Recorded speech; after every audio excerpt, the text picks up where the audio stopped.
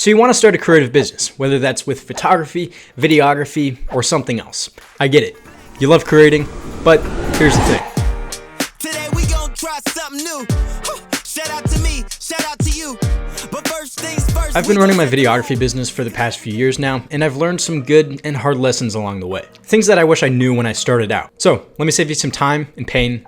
Let's get into this. So starting out with section number 1, passion alone isn't enough. Just because you love what you do doesn't mean that clients are gonna magically show up or that you'll make good money. I made this mistake early on, and you probably have too, but that's okay. I thought that if I was just good enough, then people would just find me because of that. People were telling me all the time that my work was amazing and that was great, and that gave me the confidence, but it didn't really give me the mindset to learn the business part of it. And that's not how a business works. So one of the first things you gotta focus on is pricing right from the start. In my second year of wedding videography, I was charging way too little, like working 40 hours a week and barely making 500 kind of little. And I thought, man, this isn't bad. I like this. But that eventually led to just burnout and not enjoying my work. And here's the reality. Undercharging isn't just bad for you, but it's also bad for your clients. It makes your clients take you less seriously. And when you're cheap, some people might assume that your work just isn't valuable. So what's the solution to this? You gotta figure out how much you wanna make each year and then break that down into your assets, expenses, and how much it's gonna cost to run your business while still making a decent profit. Figure out your actual costs, your gear,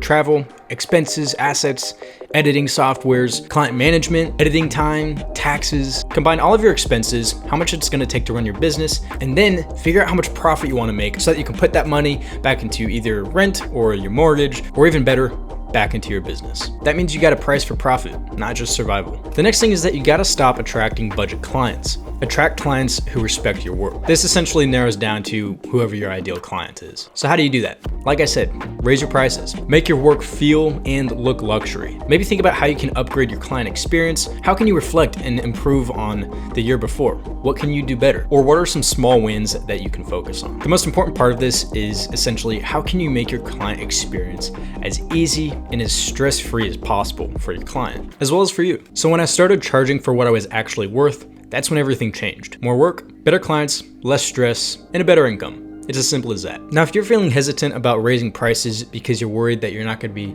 making as much bookings, that's probably the truth.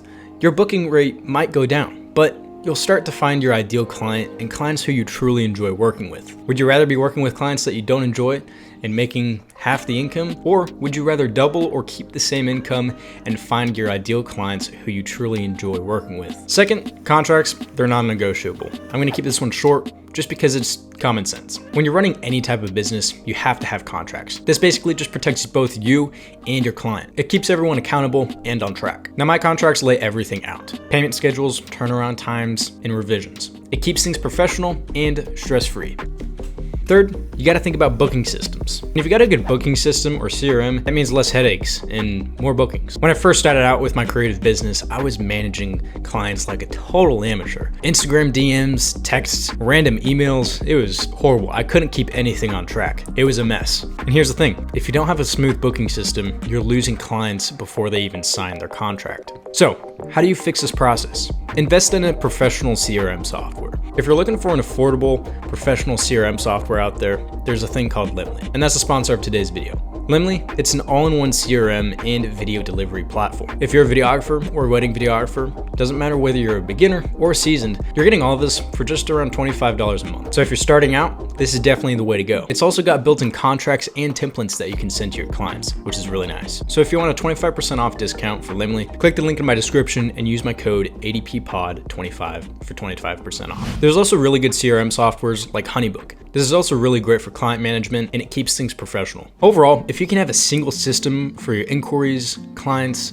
contracts, and payments, that's the way to go. You can automate emails and payment reminders, as well as making it stupidly easy for clients to book with you. This way, everything is more streamlined and your business kind of runs itself. Fourth, you gotta shift your mindset. You gotta think about it in a way where you're a business owner first and then creative second. Now, this one took me a while to accept because at heart, I'm a creative and I love creating.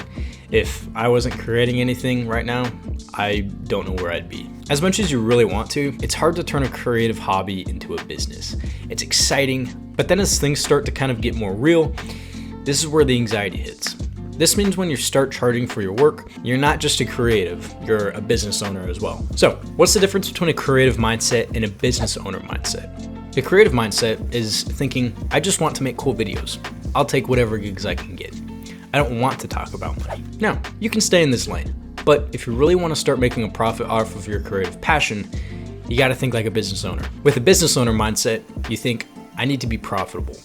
Not every gig is worth my time. I confidently state my prices and value. Now, the one thing that sticks out to me is not accepting every single gig.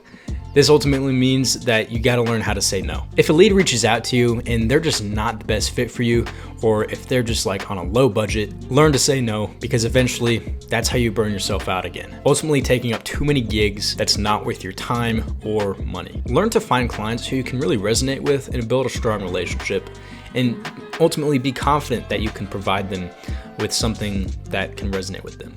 That was a weird line.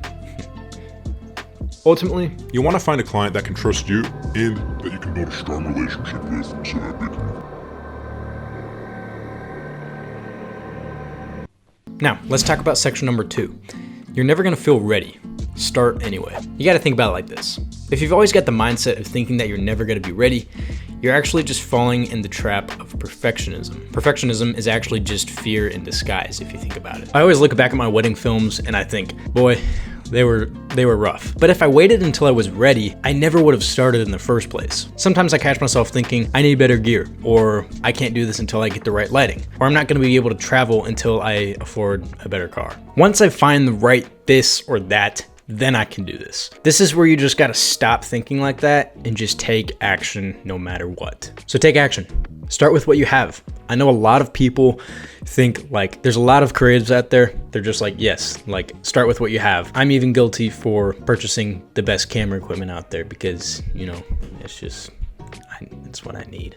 Ultimately, when you're starting out, just use what you got. Now, as you grow, as you're able to afford this equipment, yes, this is kind of our guilty pleasure of like, you know, just kind of fulfilling those, what's it called? Anyways. I'm definitely guilty of purchasing all of the fancy equipment. Next, your projects are gonna suck at first. Holy crap, did mine suck. But that gives you the creative freedom to improve. Like I said, feel free to reflect on your past work or how you're working with your clients. If you don't reflect, then there's no room for improvement whatsoever. So go back to whatever it is that you're doing and reflect, how can you improve? What can you do better? What are some things that you've been doing well? If you don't have anything to look back to in the first place, there's no room for improvement whatsoever. And that kind of leads me to my next point. No one expects you to be perfect. They just want you to be you.